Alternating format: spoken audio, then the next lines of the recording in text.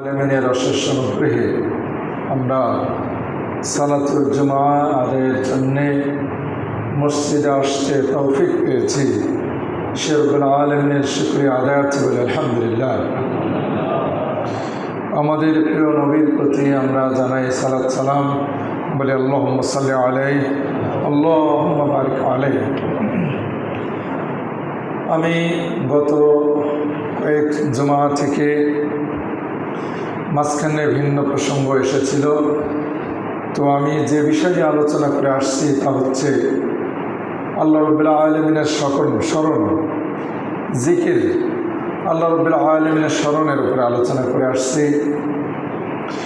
এ বিষয়ে আজকেও কথা বলবো ইনশাআল্লাহ। আল্লাহ রাব্বুল আলামিন আমাকে যেন তৌফিক দান করেন, তিনি আমাকে তৌফিক দান করুন। আমি যা বলার ইচ্ছা করেছি আপনাদের সামনে আমার ক্ষুদ্র জ্ঞানে তা যেন আপনাদের সামনে তুলে ধরতে পারি। পাশাপাশি আমরা সবসময় নসিহা গ্রহণ করব, উপদেশ গ্রহণ করব। শোনা যেমন একটি জরুরি বিষয়, অনুরূপভাবে আমল করাটাও একটি অন্যতম বেশি গুরুত্বপূর্ণ একটি বিষয়। কাজেই আমরা আল্লাহ রাব্বুল আলামিনের জিকির এর আলোচনা শুনে আসছি। শুধু শুনেই শেষ নয়, বরং আমরা তা বাস্তবায়নের চেষ্টা করব ইনশাআল্লাহ। আল্লাহ রাব্বুল আলামিন আমাদের তৌফিক দান করুন, আমিন। আমি আজকে জিকিরের কিছু প্রকার নিয়ে আলোচনা করব, প্রকারের উপরে। জিকির বলতে আমরা কি বুঝি? জিকির বলতে আমরা কি বুঝি? আমরা সাধারণত মনে করি যে শুধুমাত্র সুবহানাল্লাহ, আলহামদুলিল্লাহ, আল্লাহু আকবার, লা ইলাহা ইল্লাল্লাহ, সালাতের পরে বসে বসে জিকির, সকাল সন্ধ্যার জিকির, ঘুমানোর সময়ের জিকির, বিশেষ সময়ের সাথে খাস করে যেগুলো দোয়া কালাম রয়েছে সেগুলো পাঠ করাই হলো জিকির। আমরা এটা বিশ্বাস করে থাকি, এটা মনে করে থাকি। তো জিকির বলতে কি বুঝি এ বিষয়ে একটু আজকে আলোচনা করব ইনশাআল্লাহ।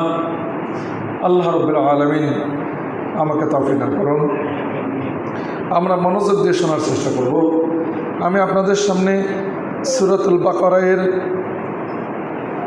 বাকারা 152-53 নম্বর আয়াত তেলাওয়াত করেছি। এই আয়াতকে সামনে রেখে আলোচনা করবেন ইনশাআল্লাহ।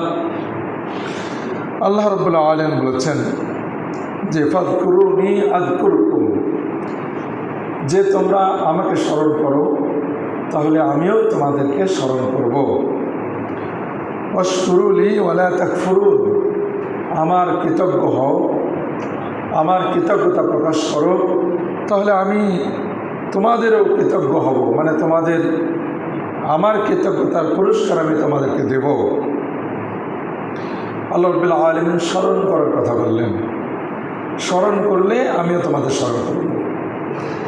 এর পরক্ষণে আল্লাহ রাব্বুল আলামিন নিয়ে আসছেন ইয়াল্লাযীনা আমানু ইসতাঈনু বিস-সাবরি ওয়াস-সালাহ, হে বিশ্বাসীরা তোমরা আল্লাহর কাছে সালাতের মাধ্যমে, সবর এবং সালাতের মাধ্যমে সাহায্য প্রার্থনা করো, সাহায্য চাও। নিশ্চয় আল্লাহ রাব্বুল আলামিন ধৈর্যশীলদের সাথে আছেন। জিকিরের আলোচনা করার পর, জিকিরের আদেশ করার পর আল্লাহ রাব্বুল আলামিন বললেন যে আমাকে স্মরণ করো। এই আদেশ করার পর আল্লাহ রাব্বুল আলামিন সবর, ধৈর্যের এবং সালাতের আদেশ করলেন, যে ধৈর্য এবং সালাতের মাধ্যমে তোমরা আল্লাহর কাছে সাহায্য চাও। বোঝা গেল যে সবর এবং সালাত এটি জিকিরের অন্যতম একটি প্রকার। শুধু তাই না, আল্লাহ রাব্বুল আলামিন এর পরের আয়াতেই আল্লাহ রাব্বুল আলামিন বলেছেন যে ওয়ালা তাকুলু লিমান ইয়াকতালু ফি সাবিলিল্লাহি আমওয়াত, যারা আল্লাহর পথে জীবন দেয় তাদেরকে তোমরা মৃত বলো না, বাল আহইয়া, বরং তারা হলো জীবিত।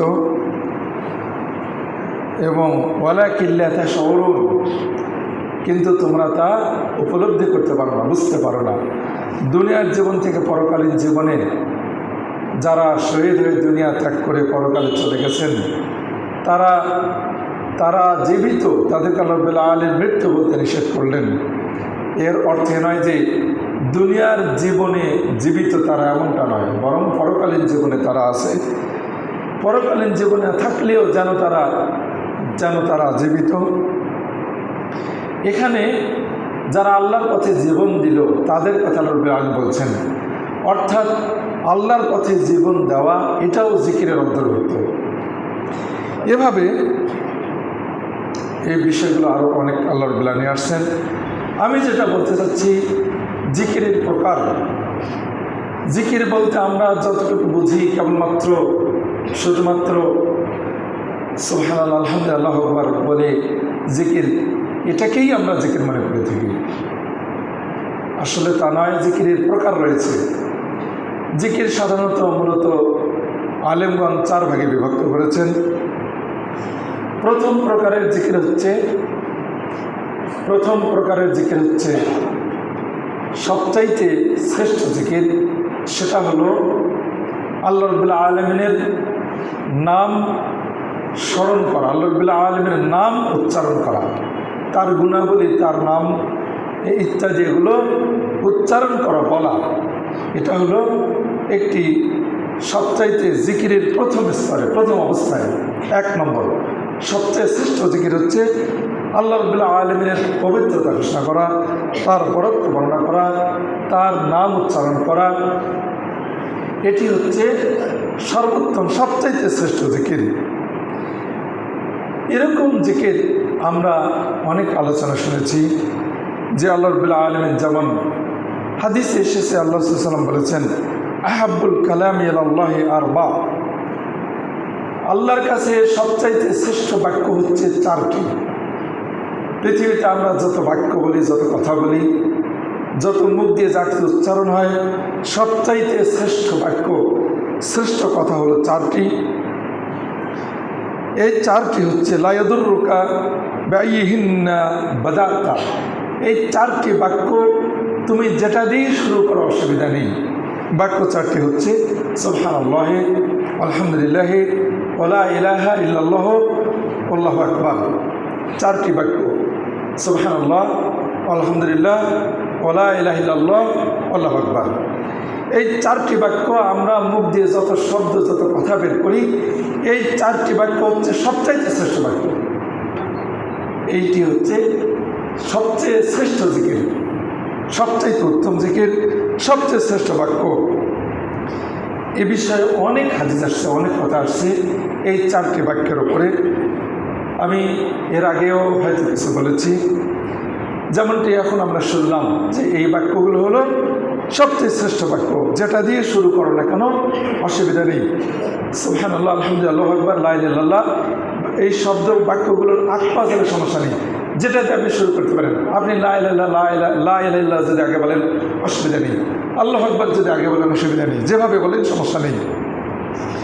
কাজেই এই 4টি বাক্য হচ্ছে কেন শ্রেষ্ঠ বাক্য? এই 4টি বাক্য কোরআনে আসছে, বিভিন্নভাবে আসছে। সুবহানাল্লাহ বহু আসছে, আলহামদুলিল্লাহ বহু আসছে, আল্লাহু আকবার বহুবার আসছে, লা ইলাহা ইল্লাল্লাহ এটিও কোরআনে আসছে। এগুলো সব কোরআনের শব্দ এবং এগুলো জিকির, আল্লাহকে, আল্লাহর পবিত্রতা ঘোষণা, আল্লাহর মহানত্ব ঘোষণা, আল্লাহর বরত্ব ঘোষণা, আল্লাহর তাওহীদ এর ঘোষণা এই বাক্যগুলোর মাধ্যমে এসেছে। এভাবে এই বাক্য সম্পর্কে আল্লাহ রাব্বুল আলামিন, আল্লাহ সাল্লাল্লাহু আলাইহি ওয়াসাল্লাম আরও বলেছেন যে, আল্লাহ নবী সাল্লাল্লাহু আলাইহি ওয়াসাল্লাম বলেছেন যে তিনি বলেছেন, সহিহ মুসলিম হাদিস, লান আকুলা সুবহানাল্লাহি ওয়া আলহামদুলিল্লাহি ওয়া লা ইলাহা ইল্লাল্লাহ, আল্লাহু আকবার, আহাব্বু ইলাইয়া মিম্মা তালাআত আলাইহি শামসু। যে সূর্য যার উপর উদিত হয়, সারা পৃথিবীতে সূর্য যার উপর উদিত হয়, এই সূর্য যাকে আলো দেয়, এই সব কিছুর মূল্য যতটুকু বা সব কিছুর মর্যাদা মান যতটুকু তার চেয়ে আমার কাছে বেশি প্রিয়, বেশি মূল্যবান হচ্ছে এই বাক্য চারটি। এই বাক্য চারটির মূল্য বা এই বাক্য চারটি আমার কাছে সমস্ত পৃথিবীর চেয়ে বেশি মূল্যবান, বেশি প্রিয়। সমস্ত পৃথিবী বলতে সূর্য যাকে আলো দেয় তার চেয়ে আমার কাছে বেশি প্রিয় হচ্ছে এই চারটি বাক্য। বোঝা গেল এই চারটি বাক্য যদি কোনো ব্যক্তি বলে, তাহলে সারা পৃথিবীর যদি সে মালিক হয়ে থাকে, অন্য কোনো ব্যক্তি যদি মালিক হয়ে থাকে, তার চেয়েও ওই ব্যক্তি বেশি উন্নত কাজ করলো, বেশি ভালো কাজ করলো, বেশি প্রিয় কথা বললো যে ব্যক্তি এই চারটি বাক্য উচ্চারণ করলো। এভাবে আমরা এর অনেক ফজিলত আসছে, অনেক গুরুত্ব আসছে। আমি এগুলো বিস্তারিত বলতে চাচ্ছি না। এগুলো আল্লাহ রাব্বুল আলামিনের কাছে সবচেয়ে প্রিয় বাক্য, প্রিয় কথা, সবচেয়ে উন্নত কথা, এর চেয়ে উন্নত কথা হতে পারে না। কাজেই জিকিরের যে প্রকার, চার প্রকারের একটি প্রকার হচ্ছে যে আল্লাহ রাব্বুল আলামিনের নাম, তার বরত্ব ঘোষণা করা, তার মহানত্ব ঘোষণা করা, তার পবিত্রতা ঘোষণা করা, তার তাওহীদ প্রকাশ করা। এগুলো হচ্ছে সবচাইতে জিকিরের প্রথম স্তরে। এই বাক্যগুলো, এই যে প্রথম স্তরের যে বাক্য, এরকম আরও অনেক আরও আল্লাহ রাব্বুল আলামিনের মহানত্ব বরত্ব ঘোষণার জন্য আরও বাক্য আসছে। যেমন লা ইলাহা ইল্লাল্লাহ আমরা জানি, শুধু ওই বাক্য চারটার মধ্যে কিন্তু লা ইলাহা ইল্লাল্লাহ আসছে, সুবহানাল্লাহ আসছে, আলহামদুলিল্লাহ আসছে, আল্লাহু আকবার আসছে, লা ইলাহা ইল্লাল্লাহ আসছে।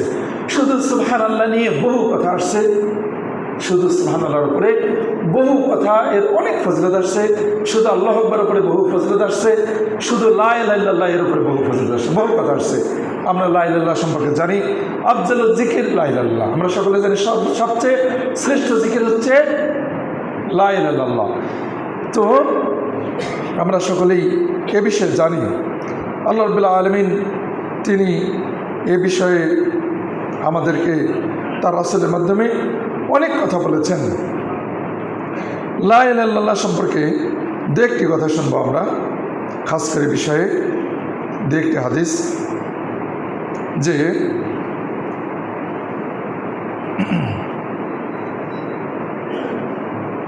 সেটা হচ্ছে মান ক্বালাহা,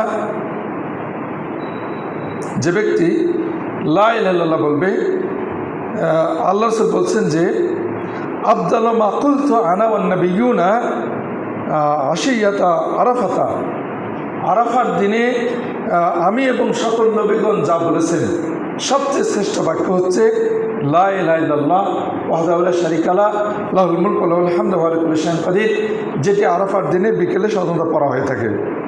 এভাবে নবী সাল্লাল্লাহু আলাইহি ওয়াসাল্লাম আরও বলেছেন যে ইসাহু বিরাজুলিন মিন উম্মতি, কিয়ামতের দিনে এক ব্যক্তিকে সমস্ত সৃষ্টির সামনে ডেকে হাজির করা হবে।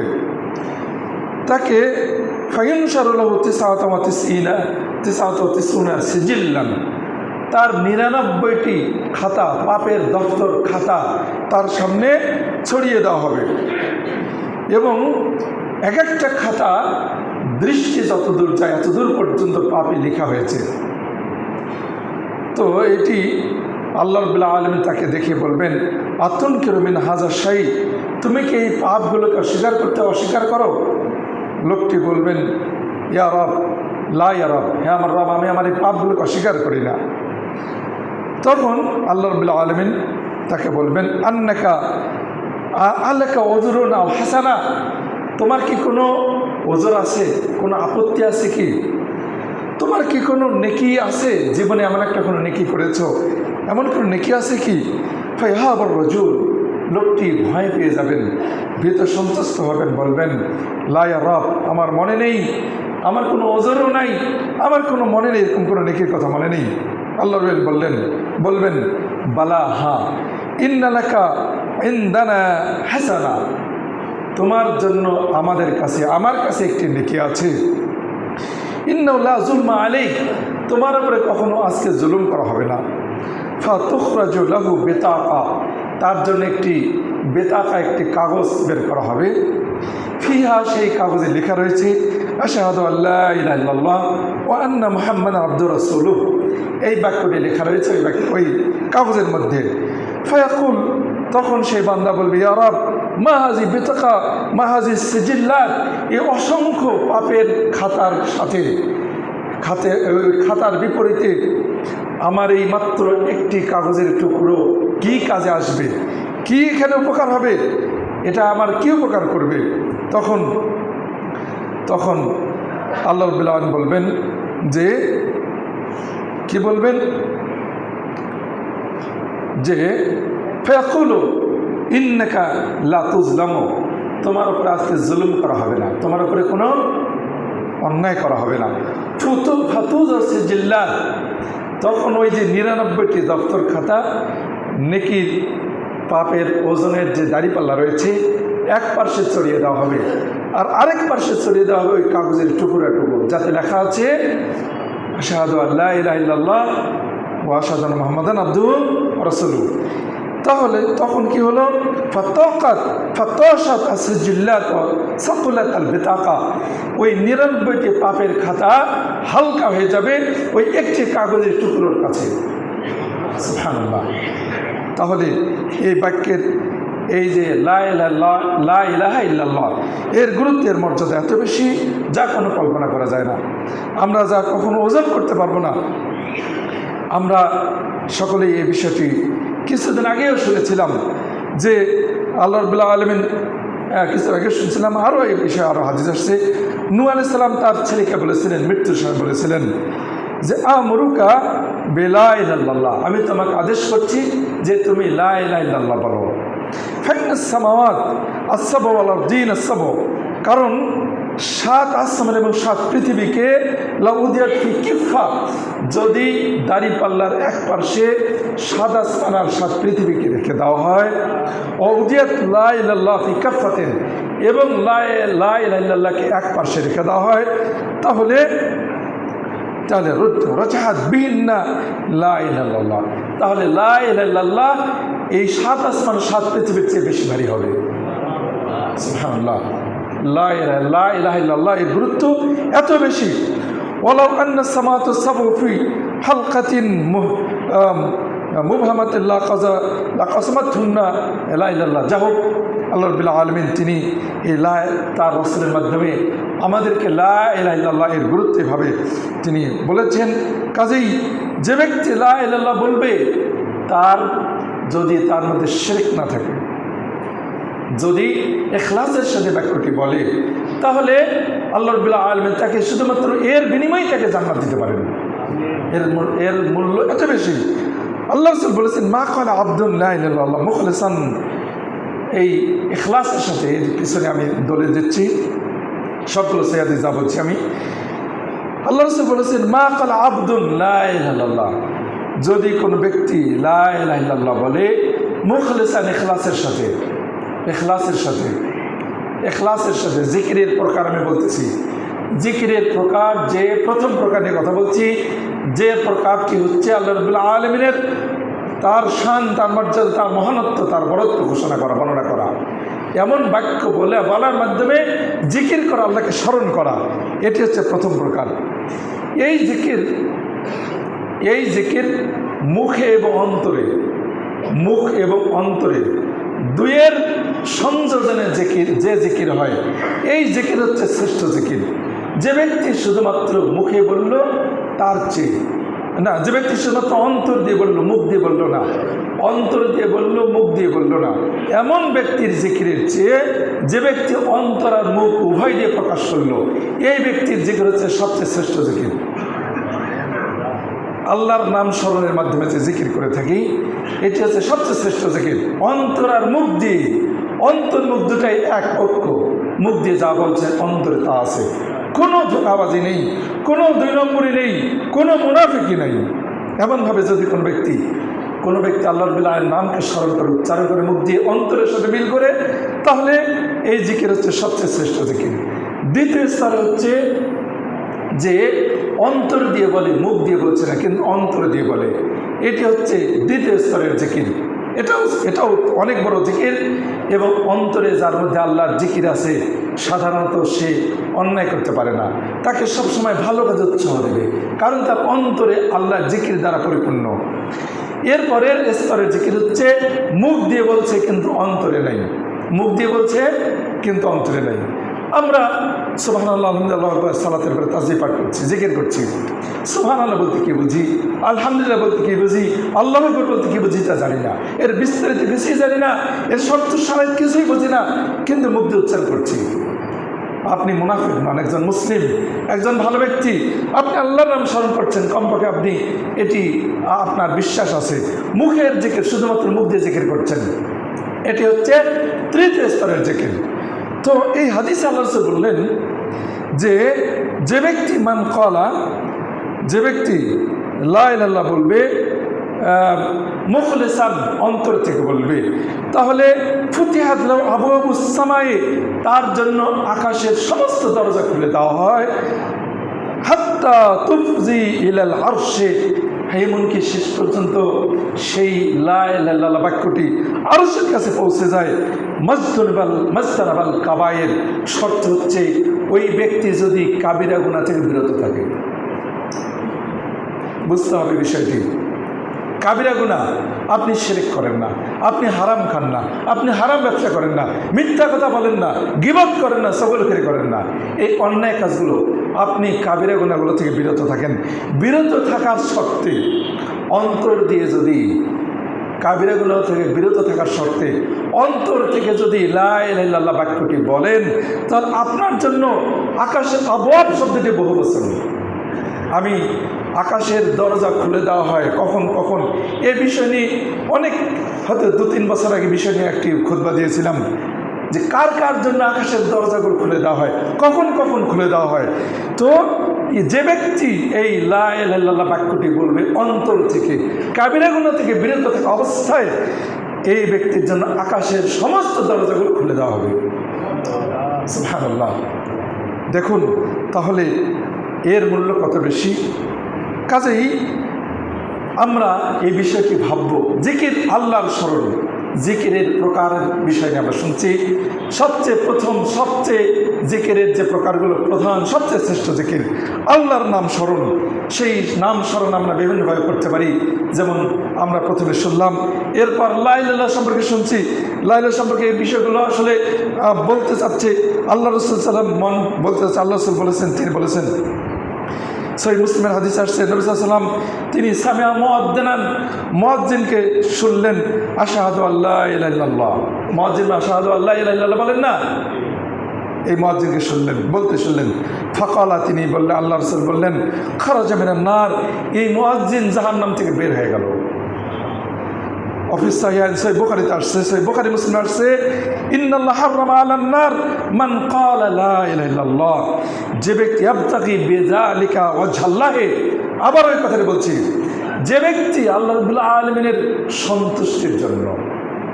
এর আগের হাদিস আমরা শুনলাম অন্তর থেকে বলতে হবে, কাবিরা গুনাহ থেকে বিরত থাকা অবস্থায় বলতে হবে। কাবিরা গুনায় জড়িয়ে আছেন, হারাম খাচ্ছেন, আর লা ইলাহা ইল্লাল্লাহর তাসবিহ জপতেছেন মসজিদে বসে বসে, হবে না, হবে না। আপনার স্ত্রী পর্দাহীন, যে তাকে আপনি পর্দা করতে বলেন না, আপনি আপনার ছেলে হারাম করে, হারাম খায়, আপনি তাদেরকে উপদেশ দেন না, আপনি হারামভাবে জমি জমা টাকা পয়সা সব কিছু মেনটেন করেন, কখনো এই বিষয়ে হালাল হারাম বাজ বিচার করেন না, হবে না। মসজিদের 4 দেয়ালের মাঝখানে বসে তাসবিহ করতেছেন, এটা হবে না। বরং হারাম থেকে বিরত থাকার শর্তে, কাবিরাগুলো বিরত থাকার শর্তে। ঠিক এই হাদিসে আল্লাহ রাসূল বললেন, সহিহ বুখারী এবং মুসলিম হাদিসে আল্লাহ রাসূল বললেন, যে ব্যক্তি আল্লাহ রাব্বুল আলামিনের সন্তুষ্টির উদ্দেশ্যে, বুঝতে হবে শর্ত, কি শর্ত? আল্লাহ রাব্বুল আলামিনের সন্তুষ্টির উদ্দেশ্যে লা ইলাহা ইল্লাল্লাহ বলবে, ওই ব্যক্তির উপর আল্লাহ রাব্বুল আলামিন জাহান্নামের আগুনকে নিষিদ্ধ ঘোষণা করেছেন। সুবহানাল্লাহ। তাহলে এগুলো এরকম অনেক বাক্য আসছে, এই বাক্যগুলো বিষয়গুলো বলতে গেলে কয়েক জমা লাগবে। আমি এই বিষয়গুলো মানে এই জিকিরের প্রকার আলোচনা করতে গিয়ে আমি এই বিষয়টি বাড়াতে চাচ্ছি না। কাজেই সবচেয়ে শ্রেষ্ঠ জিকির হচ্ছে আল্লাহ রাব্বুল আলামিনের নাম, তার গুণাবলী, তার বৈশিষ্ট্য, তার কর্তব্য, তার মহানত্ব, এগুলো বর্ণনার মাধ্যমে জিকির। এবং এই জিকির আবার 3টা স্তর আছে। একটি হচ্ছে মুখ এবং অন্তর দুটার সমন্বয়ে যে জিকির, এরপরে শুধু অন্তরের জিকির, এরপর শুধু মুখের জিকির। এরপরে আসি আমরা দ্বিতীয় জিকির, যে জিকিরটি হচ্ছে আল্লাহ রাব্বুল আলামিনের নাম এবং গুণাবলী এর বর্ণনা দেওয়া। কীরকম বর্ণনা? সেটা হচ্ছে আল্লাহ রাব্বুল আলামিন তিনি আমাদের কথা শুনছেন। আমরা কি বলছি? তিনি আমাদের কথা শুনছেন। আমরা যা বলি তা তিনি শুনছেন, আমরা যা করছি তা তিনি দেখেন।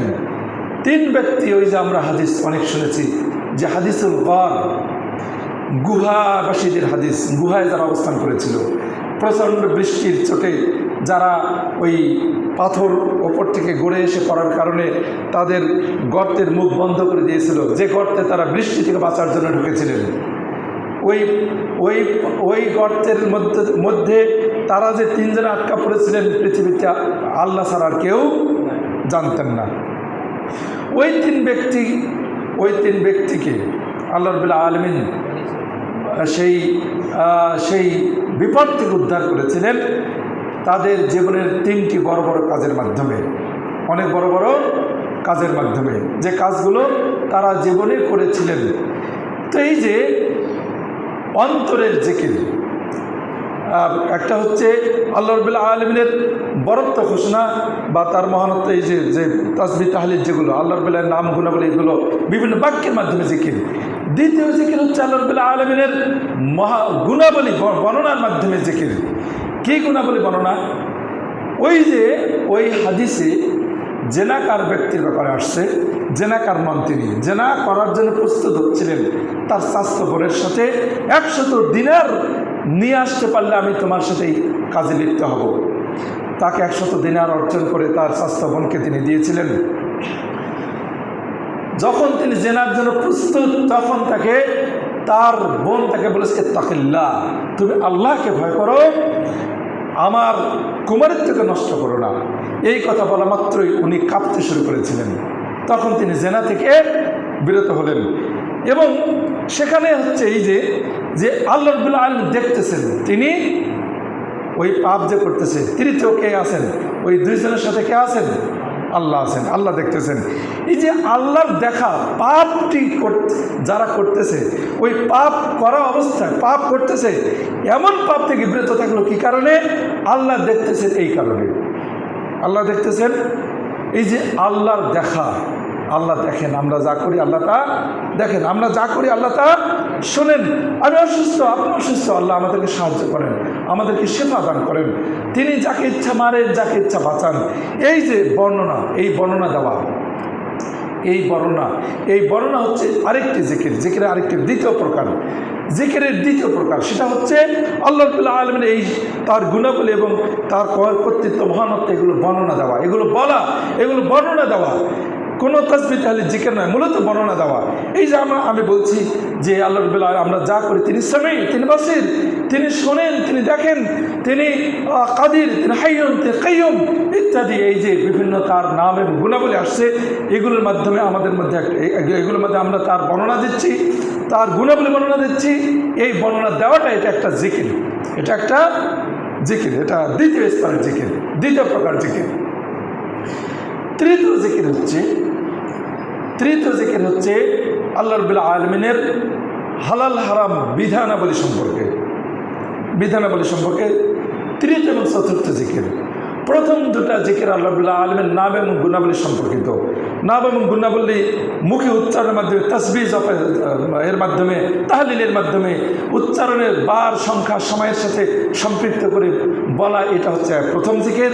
এরপর আল্লাহ রাব্বুল আলামিনের মহানত্ব, বরত্ব ঘোষণার মাধ্যমে জিকির, এটা হচ্ছে দ্বিতীয় জিকির। এমনি বর্ণনা করা, বলা, বক্তব্য দেওয়া, কথা বলা, আরও যেন স্মরণ করে দেওয়া, এটা হচ্ছে দ্বিতীয় জিকির। তৃতীয় এবং চতুর্থ জিকির হচ্ছে হালাল হারাম সম্পর্কিত।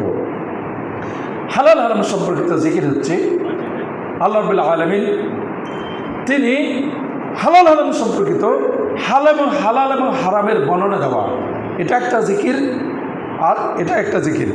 এই যে যদি আমরা বলি আল্লাহ রাব্বুল আলামিন তিনি মদকে ঘোষণা করেছেন, ইন্নামাল খামরু ওয়াল মাইসির ওয়ালাজলাম আনসাব রিজসুম মিন আমালিশ শাইতান ফাজতানিবুহু, নিশ্চয় মদ জুয়া এগুলো হচ্ছে নাপাক অপবিত্র কাজ, হারাম কাজ, এগুলো থেকে তোমরা বিরত থাকো। এই যে আল্লাহ রাব্বুল আদেশকে স্মরণ করলাম, বর্ণনা করলাম, বললাম, এটা একটা জিকির। আল্লাহ রাব্বুল আলামিন বলেছেন যে তোমরা ইস্তাঈনু বিস-সাবরি ওয়াস-সালাহ, তোমরা আল্লাহ রাব্বুল আলামিনের কাছে সালাত এবং যে সবরের মাধ্যমে সালাত ও সবরের মধ্যে আল্লাহর কাছে সাহায্য চাও। আল্লাহ রাব্বুল বলেছেন কুতিবা আলাইকুমুস সিয়াম, তোমাদের উপর ফরজ হলো সিয়ামকে ফরজ করা হয়েছে। কুতিবা আলাইকুমুল কিতাল, তোমাদের উপরে কিতালকে ফরজ করা হয়েছে। আল্লাহ রাব্বুল বলেছেন যে মা বোনদের তাদের ব্যাপারে কুল্লিল মুমিনিনা ইয়াগুদ্দু মিন আবসারিহিম, মুমিনদেরকে বলে দাও তারা যেন রাস্তায় চলার পথে তারা যেন চোখকে দৃষ্টিকে অবলম্বিত রাখে। অকুল্লিল মুমিনাতি ইয়াগুদ্দুনা মিন আবসারিহিন্না, মুমিন নারীদেরকে বলে দাও তারা যেন রাস্তায় চলার পথে তাদের দৃষ্টিকে অবলম্বিত রাখে। কিছুদিন আগে আমি অপ্রয়োজনীয় দেখা, অপ্রয়োজনীয় কথা বলার উপরে আমি খুতবা দিয়েছিলাম আপনাদের সামনে। কাজেই এই যে আল্লাহ রাব্বুল আলামিনের আদেশ নিষেধ এগুলো বর্ণনা করা, বলা, এটি হচ্ছে একটা জিকির, এটা একটা হচ্ছে জিকির। কাজেই এই যে খুতবা দিচ্ছি, আলোচনা শুনছেন, আলোচনা শুনছেন, এটাকে মজলিসুল জিকিরে, এটাকে বলা কি মজলিসুল জিকিরে, মানে জিকিরের মজলিস। এখানে আল্লাহ রাব্বুল মহানত্ব বরত্ব ঘোষণা করা হচ্ছে, তার পক্ষ থেকে হালাল হারামকৃত বিধানাবলী সম্পর্কে আলোচনা করা হচ্ছে।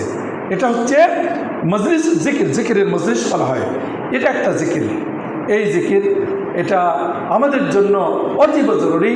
এই জিকির আল্লাহ রাসূল সাল্লাল্লাহু আলাইহি ওয়াসাল্লাম যখন করেছেন, সাহাবাদেরকে তিনিও এরকম খুতবা দিয়েছিলেন। প্রয়োজনে যখন সাহাবাদেরকে যা করার, বলার, আদেশ করার, কথা বলার যখন প্রয়োজন মনে করেছেন তিনি করেছেন, সাহাবে কেরামগণ করেছেন। এই জিকির এটি একটি তৃতীয় জিকির। চতুর্থ জিকির হচ্ছে আল্লাহ রাব্বুল আলামিনের আদেশ নিষেধ শোনা মাত্রই তা বাস্তবায়ন করা। তিনি যখন তার কোনো একটা আদেশ আমাদের কানে আসলো, এই আদেশ যখন কানে আসলো সেটা বাস্তবায়ন করার অর্থে হচ্ছে আল্লাহকে স্মরণ করা। সালাত কায়েম করা মানে আল্লাহকে স্মরণ করা। আল্লাহ রাব্বুল বলেছেন আকিমিস সালাতা লিযিকরি, আমার স্মরণে সালাত কায়েম করো, আমার স্মরণে সালাত কায়েম করো। আল্লাহ রাব্বুল আলামিন, আমরা একটু আগে যে সূরাতুল বাকারার যে আয়াত পাঠ করেছি যে ফাযকুরুনি আযকুরকুম, তোমরা আমাকে স্মরণ, আমি তোমাদেরকে স্মরণ করব। সেই স্মরণের পদ্ধতি পরে আল্লাহ বললেন যে কি, তোমরা সালাত কায়েম করো, সালাতের মাধ্যমে আল্লাহর কাছে সাহায্য চাও। কাজেই যত আদেশ নিষেধ যখনই যে কথাটা আসবে, যেটা কানে আসবে, সেটা বাস্তবায়ন করার অর্থে হচ্ছে আল্লাহকে স্মরণ করা, আল্লাহর জিকির। কাজেই আমরা জিকির সম্পর্কে এই যেটা আমরা ধারণা রেখে যেটা মনে করি যে জিকির বলতে কেবলমাত্র একমাত্র এই আল্লাহর নাম, গুণাবলী, তাসবিহ, তাহলিল শুধুমাত্র হাতের আঙ্গুলে বা তাসবিহ দানায় বসে বসে জপানো বা বার সংখ্যার সাথে যেগুলো হাদিসে সহিহ হাদিসে আসছে সেগুলো অবশ্যই করতে হবে। যে সময়ে যে সংখ্যার সাথে খাস করে যে কথাগুলো হাদিসে আসছে সেগুলো অবশ্যই সেই সময়ে সেই সংখ্যার সাথে সেগুলো নির্দিষ্ট করে থাকতে হবে, করতে হবে। সে জিকির আছে, কিন্তু জিকির শুধু ওর মধ্যেই সীমাবদ্ধ নয়, বরং আমাদের জীবনের সাথে সংশ্লিষ্ট আল্লাহ রাব্বুল আলামিনের সব কিছুই, আদেশ নিষেধ, ব্যবসা বাণিজ্য, অফিস আদালত, পরিবার পরিচালনা, আমাদের হালাল হারাম যা কিছু রয়েছে প্রত্যেকটি ক্ষেত্রে আল্লাহ রাব্বুল আলামিনের জিকির রয়েছে। আল্লাহ রাসূল সাল্লাল্লাহু আলাইহি ওয়াসাল্লাম বলেছেন মাসালুল্লাযী ইয়াযকুরু রাব্বা ওয়াল্লাযী লা ইয়াযকুরু রাব্বা কামাসাল হাইয়্যিল মাইয়্যিত। আমরা এই হাদিস অনেক শুনেছি, যে ব্যক্তি আল্লাহকে স্মরণ করে আর যে স্মরণ করে না, এই দুই ব্যক্তির মধ্যে পার্থক্য হচ্ছে বা উদাহরণ হচ্ছে, স্মরণকারী ব্যক্তি হলো জীবিত, যে স্মরণ করে না সে হলো মৃত। কাজেই আমরা এই বিষয়গুলো নিয়ে অনেক কথা আছে, কিভাবে ইবাদতের মাধ্যমে জিকির কীভাবে হয়, এটা আমাদের কাছে আমরা কোরআন আয়াতের একটি অনুবাদ আমরা শুনতে পারলাম যে সালাত কায়েম করা আমার জিকিরের মাধ্যমে। এভাবে অনেক দলিল প্রমাণ রয়েছে। ওই যে তিন ব্যক্তি, তারা যে হারাম কাজ থেকে বিরত থাকলেন, জেনা করলেন না, একজন সেই গরিবের যে কর্মচারী, শ্রমিক, তার সম্পদ তিনি অন্যায়ভাবে পরিচালনা করেন নাই, হালাল বা বৈধভাবে পরিচালনা করে কোনো একদিন বহু বছর পর ওই শ্রমিক তার কাছে এসে তার সম্পদ দাবি করা মাত্রই তাকে তার সম্পদ দিয়েছিলেন, কোনো খেয়ানত করেননি। এই যে একটা জিকির, কি জিকির? তিনি অন্যের সম্পদকে রক্ষা করেছেন, আমানতকে রক্ষা করেছেন, শ্রমিকের পারিশ্রমিক যথাযথভাবে দিয়েছেন। আরেকজন যে ব্যক্তি, তিনি হচ্ছেন কি ওই যে পিতামাতাকে না খাওয়ানো পর্যন্ত তিনি নিজে এবং তার ছেলেমেয়েকে কখনো খাওয়াতেন না। তিনি এভাবে কোনো একদিন যে অনেক রাত হয়ে গিয়েছিল, তার সেই ছাগল পাল চড়িয়ে আসছে, ভেড়ার পাল চড়িয়ে আসছে, অনেক রাত হওয়ার পরে সে দেখেন যে তার বাবা মা ঘুমিয়ে গেছেন। দুধ দহন করার পর তার বাবা মাকে খাওয়ানোর সুযোগ হলো না। তার ছেলে মেয়ে ওই হাদিসে আসছে, তার ছেলে মেয়ে কাঁদতে কাঁদতে ঘুমিয়ে গিয়েছিল, তারপরেও তাদেরকে খাওয়ার নাই, কারণ তার উদ্দেশ্য হচ্ছে তার বাবা মাকে আগে খাওয়াবে। এই যে জিকির বাবা মাকে খাওয়ানো, এ বিষয়ে আমরা এর আগে শুনেছি। যদি কোনো ব্যক্তি বাবা মাকে খাওয়ানো, বাবা মার সেবা, এটি যদি আল্লাহর আদেশের কারণে হয়ে থাকে, তাহলে আল্লাহর জিকির হলো। আল্লাহ বলেছেন ওবিল ওয়ালিদাইনি ইহসানা, পিতামাতার সাথে সদাচরণ করো। আল্লাহ রাব্বুল আলামিন, এটা হচ্ছে আদেশ। এটা কি আদেশ? এই আদেশ বাস্তবায়ন, আল্লাহকে স্মরণ, এটা জিকরুল্লাহ, এটা আল্লাহকে স্মরণ।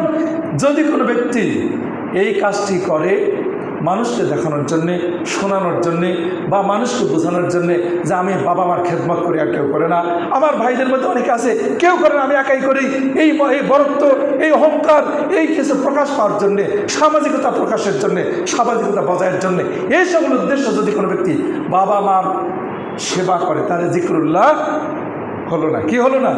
জিকরুল্লাহ হলো না, আল্লাহর স্মরণে হলো না, আল্লাহর আদেশের কারণে হলো না।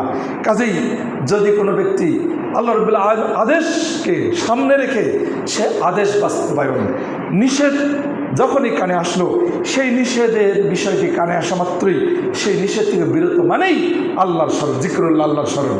কাজেই জিকরুল্লাহ কেবলমাত্র মসজিদে, কেবলমাত্র বসে বসে তাসবিহ তাহলিল এর মধ্যেই সীমাবদ্ধ নয়, বরং জিকরুল্লাহ সব কিছু হলো জিকরুল্লাহ, আল্লাহর স্মরণ। কাজে আসুন আমরা আজকে যতটুকু শুনলাম, আল্লাহ রাব্বুল আলামিন আমাদেরকে এ বিষয়টি ভালোভাবে অনুধাবন করে বুঝে আমাদেরকে সামনের জীবনে তা বাস্তবায়ন তৌফিক দান করুন, আমিন।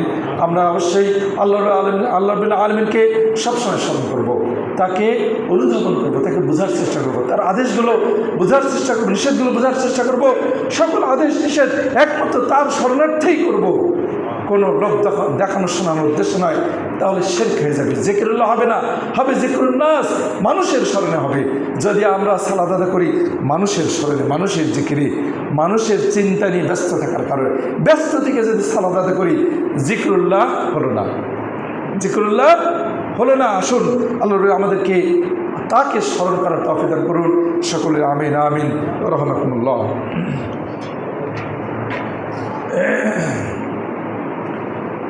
نحمد ونصلي على رسول الكريم، أما بعد، فأعوذ بالله من الشيطان الرجيم، بسم الله الرحمن الرحيم. إن الله وملائكته يصلون على النبي الذين آمنوا صلوا عليه وسلموا تسليما. اللهم صل على محمد وعلى آل محمد كما صليت على إبراهيم وعلى آل إبراهيم إنك حميد مجيد. اللهم بارك على محمد وعلى آل محمد كما باركت على إبراهيم وعلى آل إبراهيم إنك حميد مجيد. اللهم اغفر لنا وللمؤمنين والمؤمنات والمسلمين والمسلمات وألف بين قلوبهم واصل ذات بينهم وانصرهم على عدوك عدوهم. اللهم من عليك كفرة الذين يصدون عن سبيلك ويقاتلون أولياءك. اللهم خالف بين كلمتهم وزلزل أقدامهم وأنزل بهم بأسك الذي لا ترد عن القبل المجرمين.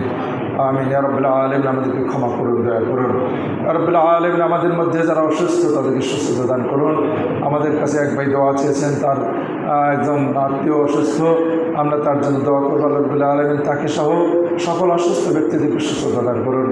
আযিল বাস রাব্বান নাস আশফান্তা শাফি লা শিফাআ ইল্লা শিফাউক শিফাআ লা ইয়াগুদিরু সাকামা। ইয়া রাব্বুল আলামিন আমাদের মধ্যে যারা বিপদগ্রস্ত তাদেরকে বিপদ থেকে উদ্ধার করুন। আমরা যারা এখনও তোমার রাসূলের সুন্নাহ থেকে বহু দূরে আছি, হে আল্লাহ আমাদেরকে তোমার রাসূলের সুন্নাহর উপর আমল করার তৌফিক দান করুন। ইয়া রাব্বুল আলামিন আমাদেরকে তোমার স্মরণে সর্বদাই অবিচল থাকার তৌফিক দান করুন। ইয়া রাব্বুল আলামিন আমরা যেন সবসময় তোমার সাথে থাকতে পারি, মসজিদের বাহিরে, ব্যবসা বাণিজ্যে, মাঠে ঘাটে, প্রতিষ্ঠানে, অফিস আদালতে, সর্বদাই সবখানেই যেন তোমার স্মরণে আমরা থাকতে পারি। আল্লাহ আমাদের সেই তৌফিক দান করুন। ইয়া রাব্বুল আলামিন আমরা এমনকি পরিবার প্রতিপালনে, লালন পালনে, ছেলে মেয়েদের সাথে হাসি ঠাট্টা, খেলাধুলায়, সর্বক্ষেত্রেই সবসময় যেন তোমার স্মরণে আমরা থাকতে পারি সেই তৌফিক দান করুন। ইয়া রাব্বুল আলামিন, আমাদের মধ্যে যারা বিদায় নিয়ে চলে গেছেন তাদেরকে ক্ষমা করুন, তাদের কবরকে জান্নাতের টুকরা করে দিন। ইয়া রাব্বুল আলামিন, আমাদেরকে কাফের মুশরিকদের বিরুদ্ধে আমাদেরকে শক্তি দান করুন, সমস্ত মুসলিমদের পক্ষে তৌফিক দান করুন। আমিন। রাহমাকুমুল্লাহ। ইন্না না'মুরুকুম বিল আদলি ওয়াল ইহসান ওয়া ইতা'জিল কুরবা ওয়া ইয়ানহা আনিল ফাহশাই ওয়াল মুনকার ওয়াল বাগyi ইয়া'iযুকুম লা'আল্লাকুম তাযাক্কারুন ওয়া লাযিকরুল্লাহি তাআলা ওয়া আওলা ওয়া আযাল্লা ওয়া আতাম্মাহু আকবার।